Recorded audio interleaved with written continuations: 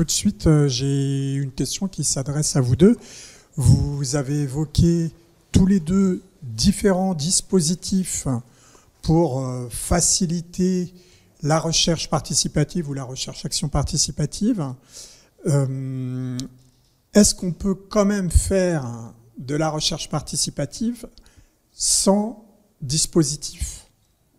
Donc, et si oui, c'est quoi les limites et c'est quoi les erreurs les plus courantes? Je vous laisse répondre tous les deux. Moi, je l'avais évoqué un petit peu sur cette possibilité. Effectivement, il y a possibilité de faire de la recherche participative si voilà, le chercheur réussit à faire un petit peu une différence entre son apport, enfin sa participation à la recherche, son apport de connaissances, d'expertise, en termes de protocole, en termes d'analyse, et puis un aspect qui est plus d'animation, alors, point clé, c'est aussi les aspects de réflexivité, donc voilà, comment voilà, avec un petit peu voilà, ce danger effectivement d'instrumentalisation finalement par le chercheur de la recherche. Donc c'est une position qui est possible, mais il faut le faire vraiment en toute connaissance de cause et bien discerner l'aspect participation à la recherche comme avec les acteurs et cet aspect d'animation et de faire le bon processus pour qu'effectivement il y ait aussi une montée en compétence des acteurs, puisque c'est un petit peu ça aussi la question. Oui, très rapidement, en fait, pardon, je laisse le micro. Ouais, très bien. Oui, très rapidement pour répondre à cette question. Moi, je reviens là sur les travaux que j'ai menés dans le cadre de ma thèse. Un des cas qui m'a intéressé, c'est celui du mouvement ATD Quart Monde.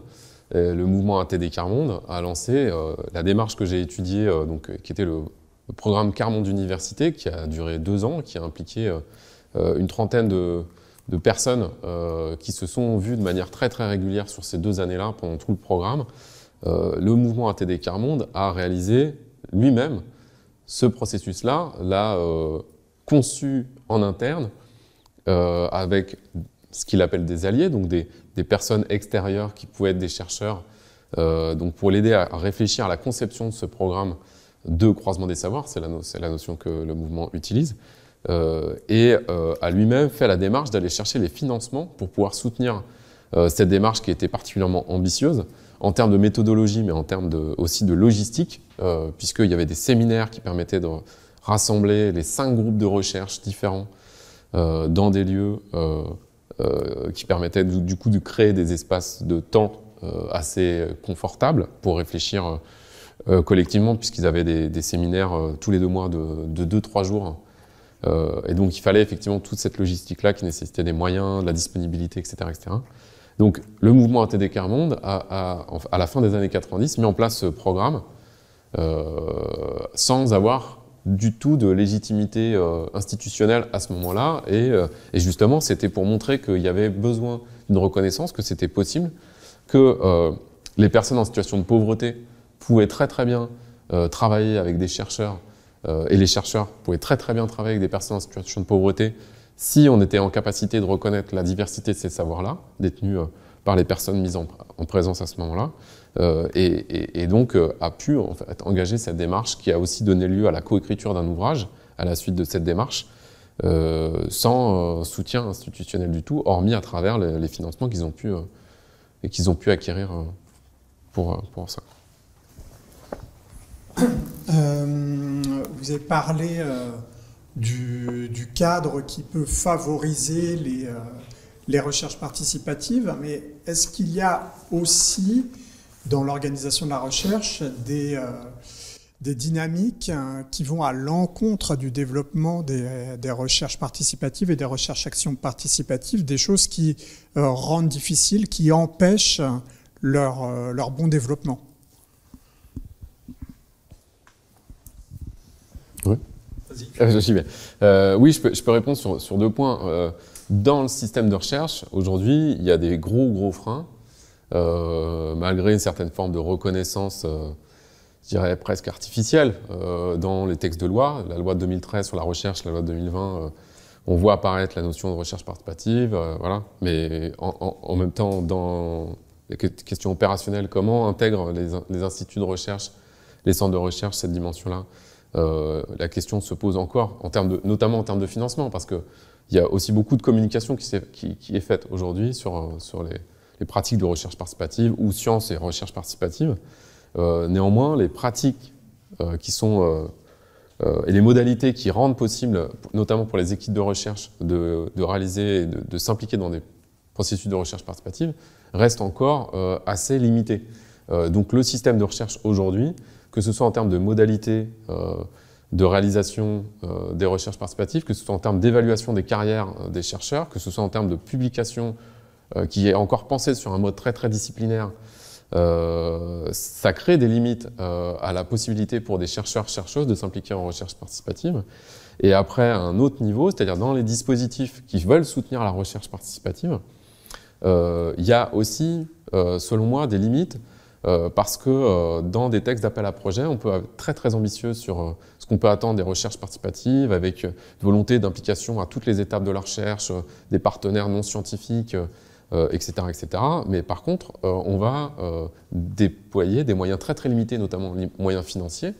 Et en fait, il est impensable de penser une participation, une implication ambitieuse des partenaires non scientifiques dans de la recherche participative si on n'a pas les moyens de le faire à la hauteur des ambitions qu'on souhaite voir réaliser. Et donc, il faut vraiment véritablement penser aussi les moyens financiers et donc conséquents pour pouvoir permettre, et aussi en termes temporels. Une recherche participative, ça prend beaucoup plus de temps qu'une recherche classique. Et donc, penser un appel à projet de recherche participative sur un modèle de recherche classique est un véritable problème parce que il va être très difficile pour un projet de recherche participative d'aboutir à des résultats solides en 2 ans, ce que pourrait peut-être réaliser un projet scientifique classique, s'il est totalement déterminé et conçu pour que ce soit réalisable en 2 ans. Les processus de recherche participative, en 2 ans, ça paraît très très compliqué au vu du fait qu'il y a une articulation des temporalités à assurer et qui nécessite du coup un temps beaucoup plus long de mise en œuvre.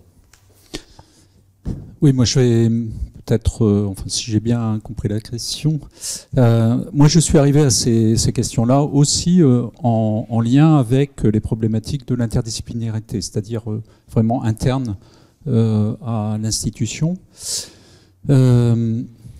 Ces problèmes, me semble-t-il, ne peuvent pas véritablement finalement émerger si on est tout le temps en mode projet. Il y a quand même un petit peu, vis-à-vis de l'histoire des recherches participatives, parce que tu évoquais PICRI, on a eu un programme chercheurs citoyens en région Nord-Pas-de-Calais.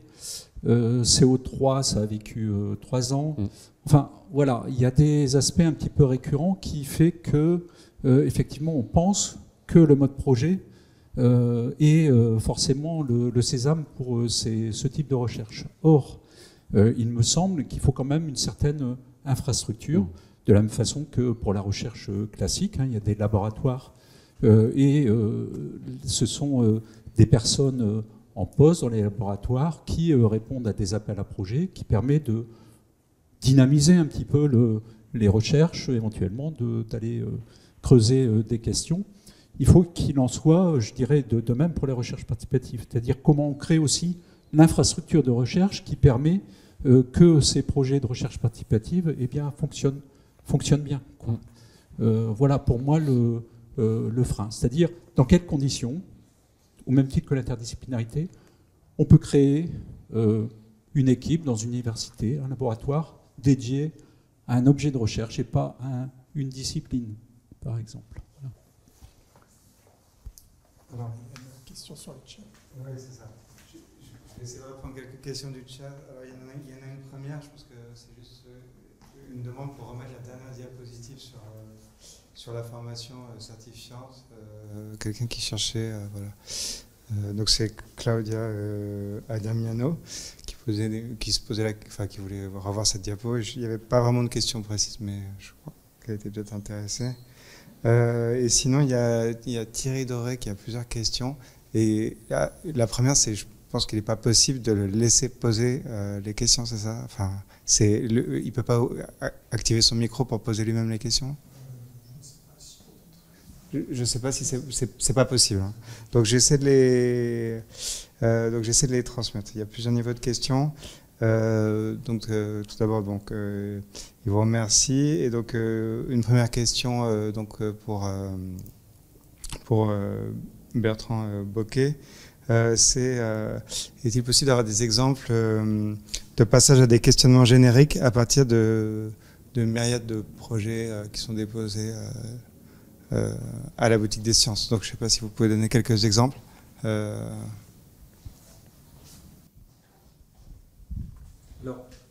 on n'a pas fait ce travail de généralisation. Pour l'instant, on a un certain nombre de projets qui sont répertoriés sur le site de la boutique des sciences, hein, recherche participative Université de Lille. Effectivement, ce travail-là est en fait à faire par le développement de recherche sur les recherches participatives, quoi. Finalement, c'est ça. L'intérêt, j'ai un certain nombre d'exemples, je peux en donner. Elles sont effectivement très, très situées, puisque c'est l'objet aussi des recherches actions participatives. C'est-à-dire, si on veut aussi un passage à l'action le plus éclairé possible en termes de connaissances, on va dire, multidisciplinaires, effectivement, on travaille sur des recherches situées. Merci, je pense que ça répond à la question. Donc c'est un travail qui est à faire. Alors sinon, il y avait encore une question donc de Thierry Doré qui est sur l'association, sur la présentation sur l'association Sciences Citoyennes. Donc une question à Ciel Fiorini.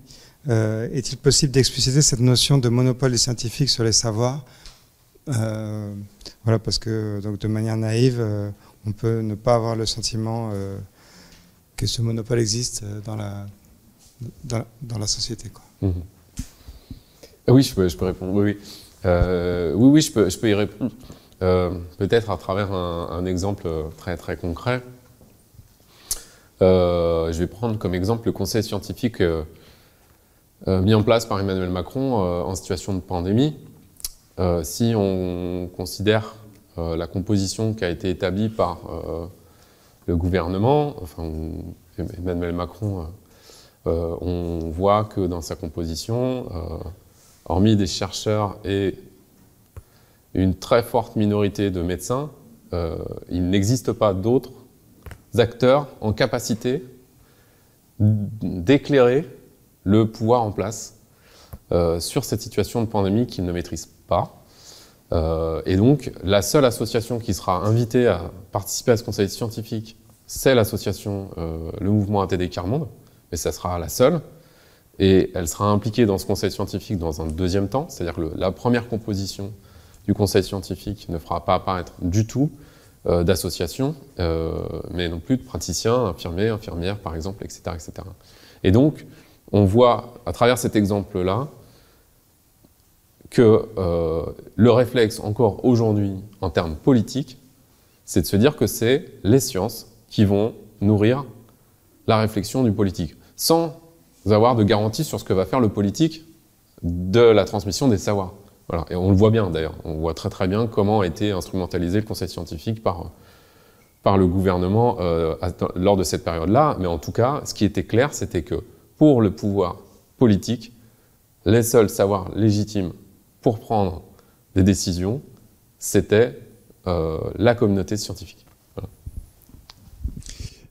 Vous avez tous les deux évoqué à plusieurs stades la question du temps dans les recherches participatives, qui joue un rôle à la fois pour le monde académique en termes de il faut publier, et donc la recherche participative prenant plus de temps, ça peut être pénalisant pour les carrières, pour la production. Vous avez parlé aussi du turnover qui peut exister dans les associations. Et donc, pour faire le suivi des projets, ça peut poser problème. Donc, encore une fois, la question du temps quand on est en mode projet des structures non pérennes.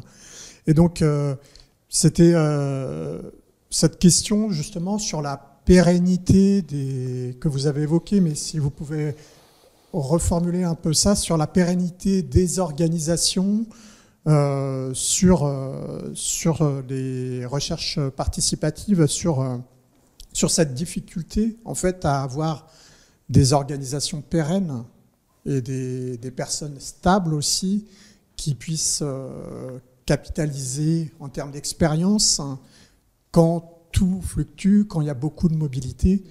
Comment on fait ? Alors, c'est vrai que c'est une grosse difficulté. Pour la boutique des sciences, par exemple, l'objectif, c'est véritablement d'essayer de faire le lien entre même des petites associations pour leur faire développer leurs problématiques autour de la recherche. De fait, les associations qui nous contactent ont souvent des salariés, ce n'est pas des toutes petites associations, ça peut être des réseaux associatifs. Et effectivement, c'est en termes de pérennité, c'est effectivement plus intéressant. Donc on essaye d'équilibrer, quand on parle de filtrage, d'équilibrer en fait cette possibilité d'aider des associations qui ont pas accès ou peu accès à la recherche, et des réseaux associatifs plus construits qui ont des moyens de cette recherche. Mais il faut voir que quand même dans ces réseaux, la question de la recherche ou de la recherche-développement, comme il peut se passer dans les entreprises, n'est pas hyper centrale non plus dans leurs activités. Donc il y a aussi ça. Il me semble que les collectivités territoriales, je parle encore vis-à-vis d'un dispositif modeste comme une boutique des sciences, les collectivités territoriales également n'ont pas un prisme recherche, R&D ou recherche territoriale qui est fort développé. C'est vraiment quelque chose qui doit aussi, à mon avis, évoluer. Et si je prends les boutiques de sciences en Allemagne, par exemple, elles sont dans les collectivités territoriales. Elles ne sont pas à l'université. C'est-à-dire qu'elles sont financées par la collectivité territoriale. C'est-à-dire si on pense que, effectivement, les recherches participatives, c'est des recherches qui sont situées, qui sont vraiment sur des problématiques locales importantes, il faut qu'il y ait effectivement un élargissement des financements, des acteurs qui vont financer ce type de dispositif. Il me semble que là, il y a un gros challenge des territoires pour développer ce type de dispositif qui intéresse directement leur population. Oui, sur la question des temporalités, c'est un enjeu. En fait, je n'ai pas de réponse parce que c'est clairement un énorme problème de la gestion des temporalités dans la recherche participative. C'est vraiment un nœud aujourd'hui qu'on n'a pas résolu et peut-être qu'on ne résoudra véritablement jamais de manière générale, globale, parce qu'un projet de recherche participative, il est toujours contextuel, il est toujours caractérisé par des éléments uniques, il est toujours ancré dans un contexte socio-politique particulier, il a toujours des paramètres particuliers, que ce soit en termes de financement, en termes de durée, il a toujours un collectif de recherche particulier, c'est jamais totalement les mêmes acteurs qui sont impliqués dans les projets de recherche participative. Donc tout ça, ça amène à ce qu'il n'y ait pas de véritable, selon Sciences Citoyennes, il n'y ait pas de possible modèle unique de recherche participative. Mais en revanche, il y a une diversité de pratiques qui rendent possible des processus de recherche participative. Et donc, il y a toujours une complexité de temporalité qui sont dues effectivement à des éléments, des injonctions du bailleur, du financeur, qui dit moi je vous financerai que sur 2 ans, sur 3 ans. Il y a des injonctions aussi qui sont liées effectivement aux enjeux scientifiques, la publication.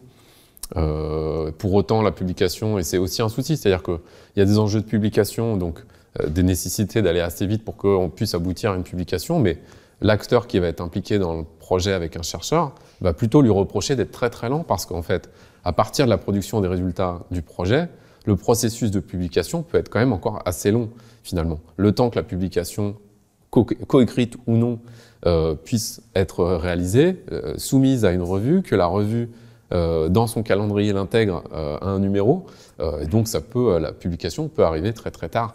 En revanche, les acteurs, eux, quand ils sont impliqués, l'idée c'est véritablement que le projet puisse nourrir très vite la mise en œuvre, l'action et la transformation que eux souhaitent voir avancer, voire mettre en œuvre. Et donc on a aussi la nécessité justement, le temps de se mettre d'accord aussi sur ces différentes temporalités-là, pour éviter de les découvrir un peu trop tard et que ça crée des tensions et des problèmes pour l'avancement du projet.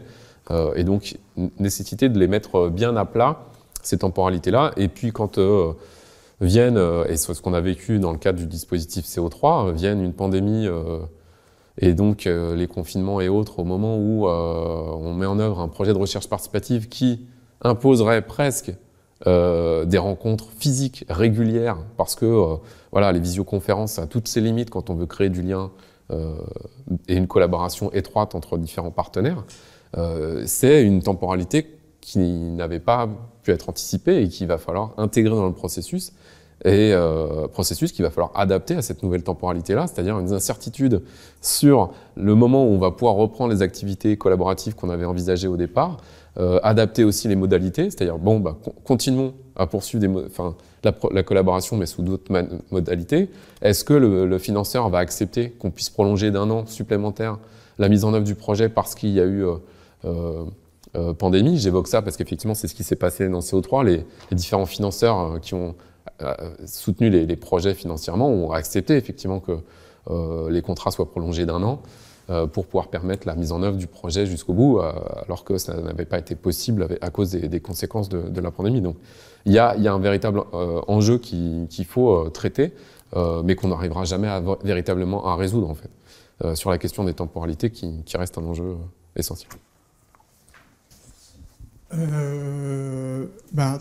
Tu as évoqué les sciences participatives comme moyen de démocratisation des sciences. Et je voulais savoir, justement, en ces temps où parfois il y a une défiance importante envers la recherche et les sciences, est-ce qu'il existe, en plus des sciences participatives, d'autres modes pour favoriser la démocratisation des sciences, en plus des sciences participatives? Oui, tout à fait. Alors, je préciserai que pour sciences citoyennes, nous, on appelle ces pratiques-là la recherche participative.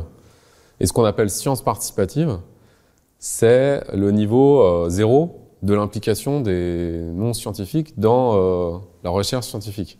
Voilà. Donc, les sciences participatives, telles que nous, on les définit, parce qu'après, d'autres utilisent la notion avec une autre définition, mais donc ça peut absolument pas amener à une démocratisation des sciences, c'est-à-dire donner du pouvoir aux citoyens et aux citoyennes sur le processus de production de savoir scientifique, en termes de modalités de réalisation, en termes de reconnaissance de leur propre savoir à intégrer dans les processus scientifiques. Donc voilà, juste la précision sur la recherche participative, puisque pour nous, il n'y a que les processus qui donnent la maîtrise, qui donnent le partage de la maîtrise du processus de recherche entre chercheurs et groupes concernés, associations, et donc avec une implication à toutes les étapes du processus de recherche, qu'on aboutira véritablement à une démocratisation des sciences. Et donc, quand on parle de démocratisation, nous, on ne parle pas de participation, on parle bien de pouvoir, de rééquilibrage des pouvoirs sur le processus de la recherche scientifique. Nous, Sciences Citoyennes, je l'évoquais très rapidement, effectivement, à travers nos axes, on ne travaille pas que sur la recherche participative, on travaille bien sur le système de recherche et les politiques de recherche en général. Et je donnerai un simple exemple, qui est une des actions qu'on mène actuellement auprès d'une campagne qu'on mène auprès des députés en France, de voir émerger, de voir accepter l'idée que 10% du budget de la recherche scientifique en France soit déterminé par une convention citoyenne. Et donc pour nous, et donc c'est des travaux qui sont très anciens sur un des axes de travail de sciences citoyennes, l'idée est que les citoyens, les citoyennes doivent avoir leur mot à dire sur les orientations de la recherche scientifique, puisqu'aujourd'hui on peut quand même faire le constat que le développement de la recherche scientifique, par exemple sur l'intelligence artificielle, et les millions d'argent public qui sont dépensés sur l'intelligence artificielle, moi en tant que citoyen, personne ne m'a jamais demandé si c'était à ça qu'on devait consacrer l'argent public. Et je crois qu'aucun citoyen, citoyenne n'a été consulté pour savoir si c'était sur le développement des OGM, le développement de l'intelligence artificielle, l'armement nucléaire,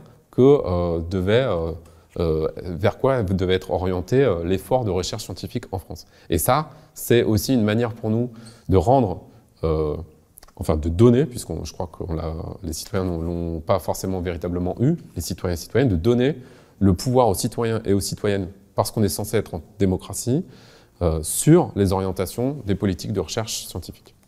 C'est un exemple parmi d'autres. Oui, après, sur la défiance, alors nous, on n'a jamais été confrontés à finalement des problématiques de défiance sur les demandes que l'on a de la demande sociale.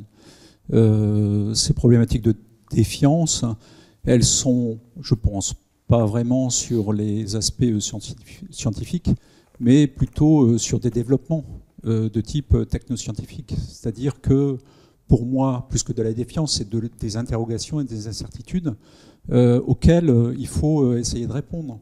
Et pour l'instant, les débats publics autour de ces développements technoscientifiques sont quand même relativement faibles. Il y a les forums hybrides, hein, c'était ça. Ça découle directement de pratiques du Parlement danois sur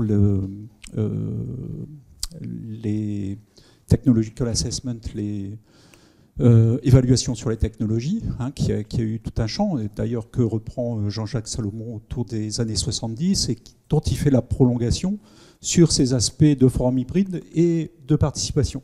Donc en fait, il y a un continuum comme ça qui peut s'établir, me semble-t-il, qui permet de résoudre ces problèmes de soi-disant défiance vis-à-vis de la science. Voilà. Bon, le temps tourne, j'ai plusieurs questions dans le chat, je vais commencer par une. C'est encore de Claudia Adamiano, et donc qui exprime l'idée qu'une des problématiques dans la mise en place de la recherche participative, c'est également la rémunération des parties prenantes, citoyens, patients, et que lorsque la recherche est menée dans une institution telle que l'université, ça peut être compliqué de les rémunérer. Et donc elle se pose la question, peut-être que vous pouvez vous exprimer là-dessus, est-ce qu'il y a des dispositifs pour répondre à cette question? Oui, sur la rémunération, donc oui, merci pour la question parce qu'elle est essentielle. Hein, je reviens dessus. En fait, on peut, ce serait véritable. Enfin, c'est vraiment de la manipulation de vouloir, je dirais, présenter des démarches qui veulent impliquer des acteurs sans donner les moyens pour qu'il y ait véritablement une implication et qu'ils aient les moyens de se libérer, de se rendre disponibles pour l'implication dans les processus de recherche participative qui sont particulièrement contraignants. Et donc, dans les projets actuellement, et les budgets qu'on demande à élaborer dans les appels à projets que j'ai pu évoquer, que ce soit le dispositif CO3, la région Bretagne ou encore l'ANR, il y a effectivement un regard très clair sur la part du budget qui est consacré au financement en fait, de l'implication des partenaires. Et c'est aujourd'hui un critère dans l'évaluation qui est regardé. C'est-à-dire que si le mot implication intervient dans tout le narratif du projet, participation, intervention des acteurs associatifs à toutes les étapes de la recherche, ça on peut l'écrire, mais que dans le budget, on voit bien qu'en fait, il y a 5% du budget qui est consacré sur 3 ans à l'implication. On sait pertinemment que les acteurs associatifs ne viendront pas de manière, je dirais, intense dans la démarche parce qu'ils n'auront pas les moyens de se mobiliser à la hauteur de ce qui est demandé. Donc, c'est particulièrement nécessaire. Et aujourd'hui, les budgets intègrent, dans les dispositifs que j'ai présentés, intègrent ces dimensions-là et l'ont bien intégré. Après, il y a effectivement aujourd'hui encore une difficulté qu'on a vue notamment dans le cadre des appels à projets ouverts par l'ANR, parce que les règlements financiers peuvent rendre particulièrement compliqué le montage des budgets pour cette distribution-là entre les acteurs scientifiques, les équipes scientifiques qui sont dans les projets et les acteurs associatifs qui, aujourd'hui encore, voilà, ne sont pas totalement bien identifiés comme des partenaires pertinents de la recherche scientifique. Et donc, du coup, il y a une évolution aussi à penser sur les règles financières qui favorisent et qui facilitent l'implication en fait, et la reconnaissance et qui fluidifient en fait, les démarches administratives, budgétaires pour favoriser l'implication notamment des associations dans les processus de recherche participative. Oui, les associations, c'est une chose, j'imagine que dans la question, il y a aussi les citoyens eux-mêmes et les patients. Donc voilà. Enfin, pardon, je ne sais pas si la question est un peu ça. Je dirais il y a deux niveaux, effectivement. Par rapport au projet Boutique des Sciences, par exemple, on travaille sur la demande sociale. Forcément, les demandeurs s'engagent finalement dans le processus. C'est-à-dire que derrière le financement en général, il y a le problème de l'engagement de ces parties prenantes-là. Alors effectivement, si il n'y a pas forcément de retombées ou de réciprocité par rapport à ces acteurs, sans doute une rémunération peut être envisagée, mais tout dépend en fait de quel processus. Ça, c'est un premier niveau.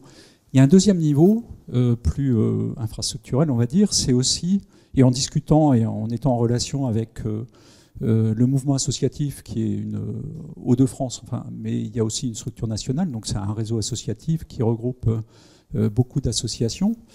Par exemple, les associations n'ont pas accès au crédit impôt recherche. Donc c'est aussi là un frein pour rentrer dans ces processus. Il y a eu avec l'Alliance Sciences-Société, donc une association qui a essayé de travailler aussi sur les financements CIFRE, c'est-à-dire que les CIFRE pour les entreprises, donc il y a une aide à 50%, pour les associations 50%, c'est beaucoup, en tout cas, voilà, ça représente en fait un coût qui est non négligeable pour les associations.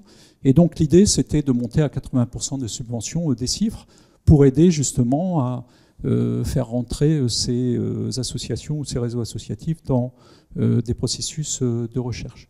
Donc il y a, je pense, matière à réfléchir pour qu'il y ait effectivement plus d'engagement. Merci. J'ai encore une question donc, de Thierry Doré, donc, qui est adressée à vous deux. Donc elle concerne les critères. Je vais reprendre la question. Ouais, c'est autour du tri et des questions venant des acteurs ou des citoyens, donc qui semblaient porter sur des critères un peu différents dans vos deux cas. Donc avec d'un côté plutôt la dimension réellement recherche versus expertise, et dans l'autre cas la dimension de la finalité, mais peut-être que vous pouvez revenir là-dessus.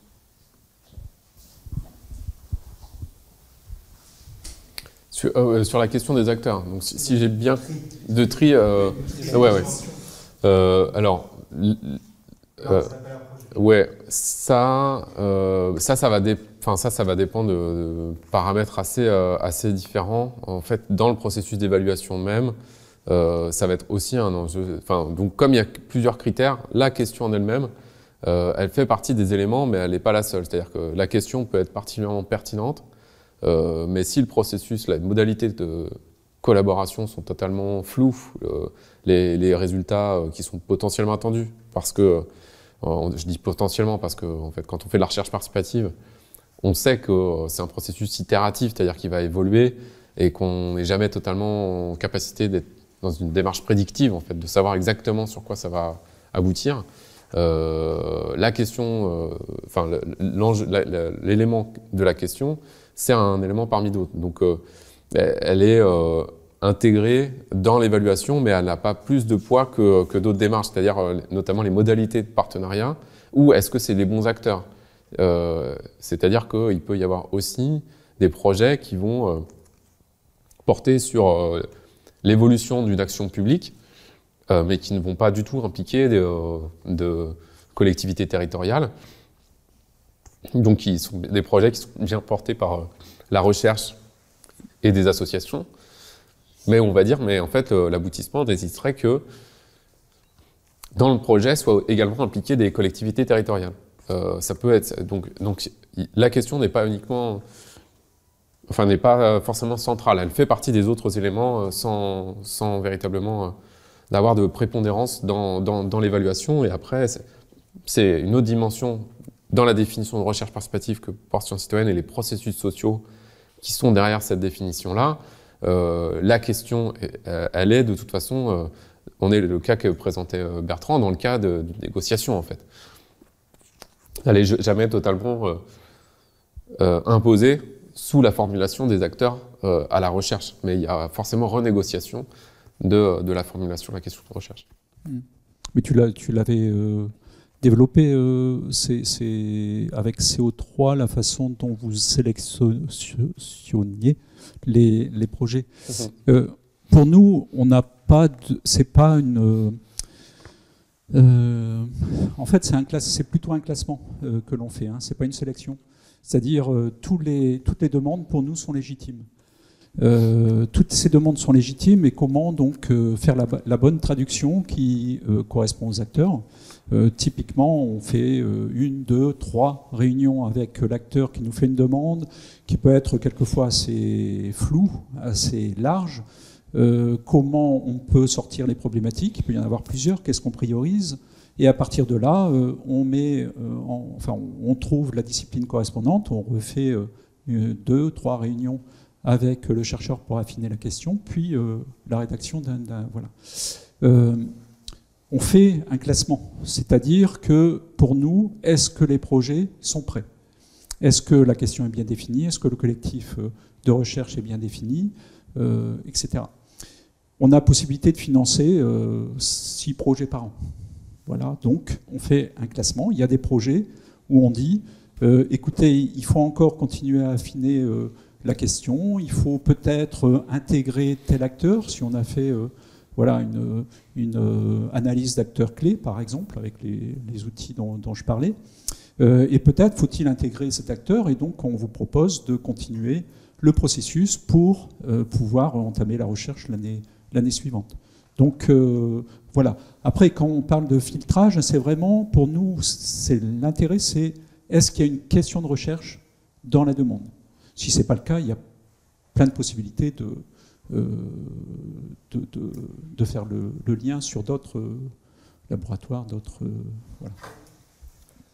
Alors, une question un peu épistémologique, c'est la recherche participative en soi, ça peut amener à changer la façon de faire de la recherche et à changer les résultats de la recherche si on n'avait pas intégré cette forme de recherche. L'existence de dispositifs que vous mettez en place, est-ce qu'elle aussi, elle influence la façon de faire de la recherche et les résultats de la recherche? Pas que la science participative, mais vraiment le dispositif, l'ingénierie de construction, de mise en rapport des acteurs. Voilà. Dans quelle mesure, dans quelle proportion elle peut influencer méthode et résultats? Je ne sais pas qui veut répondre en premier. Oui, enfin, je vais pas répondre. Je vais pas répondre en fond parce que c'est un petit peu, c'est mon objet d'étude en fait actuellement que j'essaye de creuser un peu, mais ça c'est à peu près sûr que le dispositif a forcément une influence sur l'impact ou les résultats de la recherche. C'est pour ça que cette importance de bien, et c'est finalement un défaut actuellement en termes d'écrits, enfin d'écrits scientifiques autour de la recherche participative, c'est qu'en général, les processus sont jamais très bien décrits. C'est-à-dire qu'il n'y a pas une transparence en fait très forte sur la façon dont on va mener cette recherche. Pour moi, l'importance, et je crois que j'y arrive progressivement, mais bien documenter l'ingénierie qu'on met en place, quel est l'objectif de la recherche qu'on décide réellement de faire monter en compétence les acteurs, qu'on fait évoluer la posture du chercheur. Ça nécessite une position éthique qui est extrêmement forte. On a une responsabilité quand même importante. Et s'il y a cette éthique ou cette responsabilité importante, c'est que, effectivement, à mon avis, le dispositif joue sur les résultats. Bon. Donc, on a développé, avec le GDR Parcs en particulier, donc, des formations. L'idée, c'est de continuer à développer ces formations autour d'une ingénierie la plus transparente possible. Je ne sais pas si j'ai répondu. Oui, mais c'est vrai, j'ai pas besoin de micro. Oui, enfin, sur la question, l'évolution, on peut pas véritablement imaginer ce que pourrait produire un projet qui serait pas participatif s'il l'est. Donc, ce que ça remplace en fait en faisant de la recherche participative, on a certainement du mal quand même à imaginer ce qu'auraient été les résultats si ça n'avait pas été participatif. C'est aussi effectivement le postulat qu'on a quand on met en œuvre de la recherche participative, et donc on essaye de rendre possible les processus de recherche participative, que en fait ça produise les résultats autant scientifiques qu'on n'a pas aujourd'hui, autant en termes de transformation sociale et écologique qu'on n'arrive pas à mener, et qu'il n'y a qu'à travers ce processus-là de coproduction de savoir qu'on pourra véritablement les obtenir. Et c'est aussi une manière, mais même dans une dimension aussi politique, c'est aussi de dire, c'est aussi une réorientation de la tendance de la recherche, où une part non négligeable de la recherche scientifique aujourd'hui, je l'évoquais très rapidement, est liée, donc je choisis mes mots, la recherche publique est liée à des intérêts entièrement privés. C'est aussi de dire que non, il faut sortir du discours actuel de dire la recherche publique, elle est publique, donc d'intérêt général. On le voit et on le constate tous les jours que c'est absolument faux, qu'elle est largement orientée vers des intérêts privés et qui, du coup, monopolisent, enfin, qui mettent la main sur des moyens et des savoirs qui seraient potentiellement utiles ou pas, mais en tout cas qui devraient rester dans le domaine public, pour réorienter la recherche et la mettre véritablement au service du bien commun. Et ça, c'est aussi une réorientation en termes de production de recherche, une réorientation épistémologique, mais aussi une réorientation politique. Et la dimension aussi épistémologique, elle est liée au fait que aujourd'hui, un processus de recherche classique n'intègre que des savoirs scientifiques déjà produits préalablement, plus démarche expérimentale, un protocole, etc. Mais en tout cas se base sur une accumulation de savoirs qui sont inscrits dans un domaine et une pratique très formalisée de recherche scientifique. Et donc, les productions scientifiques qui émergent de ces dispositifs-là ne peuvent produire des savoirs qui ne sont liés qu'à cette intégration-là de savoirs déjà scientifiques à la base. Dans les processus de recherche participative, on intègre dans le processus de production scientifique des savoirs qui ont une autre nature et donc qui vont de toute façon véritablement transformer la nature des savoirs qui vont être produits à l'issue du processus par le croisement de cette diversité de savoirs et leur articulation tout au long d'un projet. Non, c'était juste pour compléter. Donc ça me pourrait réagir.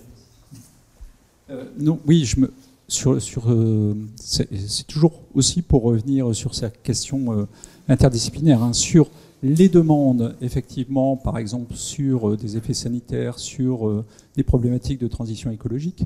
Les demandes, elles sont relativement transversales, c'est-à-dire qu'on est capable de sortir à partir de ces demandes plusieurs problématiques différentes qui adresseraient des disciplines finalement différentes. Il y a, je pense, dans les potentialités de la recherche participative, de faire aussi travailler finalement un collectif de chercheurs de disciplines différentes avec un collectif multi-acteurs. C'est-à-dire que les méthodologies qu'on met en œuvre, eh bien, on serait capable, mais encore une fois, c'est une question de moyens et de temps, de faire travailler ensemble différentes disciplines avec différents acteurs.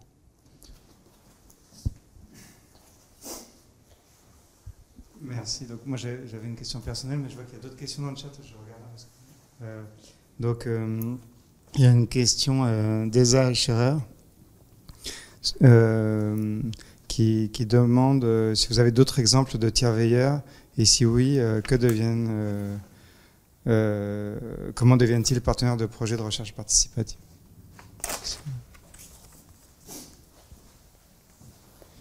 Si on a d'autres exemples de tiers veilleurs, en fait, le dispositif tiers veilleur, il a ce nom-là dans le cadre des processus de recherche participative auxquels Sciences Citoyennes a été partie prenante, je dirais. Mais en fait, il y a des acteurs qui utilisent d'autres notions pour réaliser à peu près cette même modalité d'accompagnement.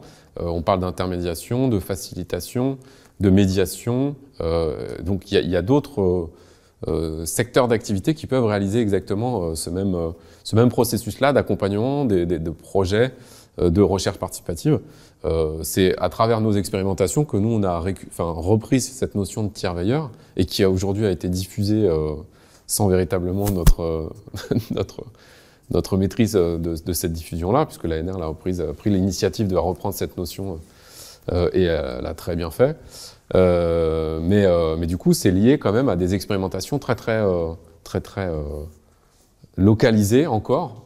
Donc, le dispositif tiers veilleur, alors même qu'il y aurait aussi une nécessité de mettre en lien et en réseau, en fait, ces processus de tiers veilleur, de dispositifs d'accompagnement avec d'autres pratiques. Et pour ce qui est des tiers veilleurs, nous, Sciences Citoyennes, on a aujourd'hui ce rôle de tiers veilleur. On l'a été auprès de quelques collectifs de recherche, mais dans le cadre aujourd'hui de l'appel à projet de l'ANR, dans le cadre du programme CO3 ou de l'appel à projet de Bretagne, tous les projets qui sont accompagnés par des tiers veilleurs sont accompagnés par d'autres acteurs que nous. Nous, dans certains de ces dispositifs-là, on va animer, on va dire, des séminaires ou des temps de rencontre entre les différents tiers veilleurs et tiers veilleuses, mais on ne va pas forcément, nous, jouer ce rôle-là auprès de tous les projets qui sont soutenus dans le cadre de ces dispositifs-là. Et aujourd'hui, au stade expérimental auquel on est pour ce dispositif, tous les profils sont assez ouverts en termes de qui peut devenir tiers veilleur, avec quel type de compétences. Donc on a des cas où la personne qui joue le rôle de tiers veilleur, tiers veilleuse, c'est un chercheur, une chercheuse. On a des cas où c'est une personne qui est en consultante. On a des acteurs associatifs, comme Sciences Citoyennes l'est. On a des services universitaires comme les boutiques des sciences, qui jouent aujourd'hui ce rôle de tiers veilleur auprès de certains projets. Donc on a une diversité en fait de profils et donc de compétences et de modalités d'intervention très diversifiées. Et donc voilà. Je peux donner un exemple très concret. Une boutique des sciences aujourd'hui peut être tiers veilleur ou tiers veilleuse si on l'appelle comme ça, pour des projets de recherche participative. Merci. J'ai une question un peu de ma part. Donc c'est notamment l'approche des élections européennes. Vous avez parlé du rôle de l'ANR. Est-ce que vous pourriez commenter sur un éventuel rôle des programmes scientifiques européens je pense dans la montée en puissance, enfin de l'intérêt pour les sciences participatives et est-ce que ça peut contribuer ou pas à la pérennisation de cet intérêt des organismes de recherche pour Je vais prendre avant. Je pense que ça va répondre peut-être mieux que moi. Oui, de toute façon, enfin en tout cas pour le renouveau des boutiques de sciences par exemple, mais aussi ces aspects de recherche participative, effectivement, l'Europe a joué un rôle moteur au tournant des années 2000, avec un programme qui s'appelait d'abord Sciences et Société, puis Sciences en Société, puis Sciences avec et pour la société, Science with and for Society. Ça a changé sur ce programme cadre actuel où cette dimension Sciences avec et pour la société a été dispatchée dans le magma général de l'innovation. Je pense que tu vas revenir dessus, à mon avis, je pense. Mais en tout cas, oui, l'Europe a été assez motrice, en fait, pour faire évoluer les pratiques de recherche, ne serait-ce que par ce qu'on appelait le mode 2, c'est-à-dire les collaborations entre chercheurs, États et industrie. C'est, on va dire, le cœur des programmes cadres européens. Et ça s'élargit aujourd'hui, il y a beaucoup de propositions en termes d'innovation, à passer de cette triple hélice à une quadruple hélice, en intégrant justement les organisations de la société civile qui sont définies, qui sont sans doute plus larges que ce qu'on entend ici en France, qui sont un peu plus larges, qui intègrent d'autres composantes, les organisations de la société civile, et voir une cinquième hélice qui impliquerait par exemple les non-humains ou des choses comme ça. Donc effectivement, l'Europe a été, a aidé à développer. Il y a eu un rapport en 2007 qui était assez important, qui a été commis par la Commission européenne et qui a aidé ces pratiques. Voilà. Après, j'ai pas suivi très bien comment aujourd'hui ce champ Sciences avec et pour la société est intégré dans le programme cadre actuel. Je sais pas si tu as des informations. Non, j'ai pas beaucoup plus d'éléments que ce que tu as proposé, Bertrand, comme élément de réponse. Ce qui est sûr, c'est que nous, on dénonce quand je dis on dénonce sur Citoyenne, c'est quand même, je reviens sur 180 adhérents et 4 salariés, on est tout petit, donc les moyens de se faire entendre sont quand même très, très réduits. Néanmoins, on essaie de s'exprimer sur le fait que, tout comme au niveau français, on dénonce le fait que les citoyens et citoyennes n'aient pas leur part dans la définition des orientations, des budgets de recherche, c'est également le cas au niveau européen. Les citoyens et citoyennes ne sont absolument pas considérés en fait, dans ce processus d'élaboration des programmes cadres au niveau européen, alors même que ça, aujourd'hui, représente un certain nombre de milliards d'euros qui sont aujourd'hui des budgets qui sont plus négligeables comparés aux budgets qui étaient les précédents programmes cadres européens. Et donc, on a vu comme un mauvais signe, en fait, effectivement, la disparition de ce programme spécifique qui était appelé Sciences avec et pour la société du nouveau programme cadre européen. Et il y a effectivement un enjeu pour nous que, notamment dans le cadre des élections européennes, de savoir de quelle manière en fait, vont se positionner les candidats aux européennes sur cette dimension de la politique de recherche au niveau européen et donc l'orientation des recherches à travers le programme cadre Horizon Europe maintenant. Mais le poids qu'on aura me semble très, très faible.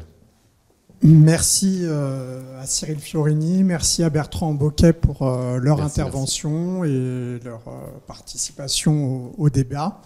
Merci aussi à Pierre Nicolas, Pascal Novaki et Elios. Eh bien, c'est la fin de ce séminaire, de cette conférence débat. Et voilà, merci encore une fois. Merci beaucoup.